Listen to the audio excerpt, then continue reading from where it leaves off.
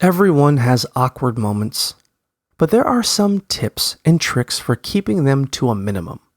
A lot of awkwardness comes from feeling tense or anxious in social situations, so do things that help you unwind before you socialize. This could include things like doing deep breathing exercises, meditating, or practicing positive self-talk. Remind yourself that if something awkward does happen, it's not the end of the world. The best thing you can do is laugh it off and move on. When you're in a social situation, listen actively to people around you. This means giving them your full attention, making an effort to understand what they are saying, and asking follow-up questions to keep the conversation going. Pay attention to your body language too. Make eye contact, smile, and keep your posture open to show that you are relaxed and focused on the other person.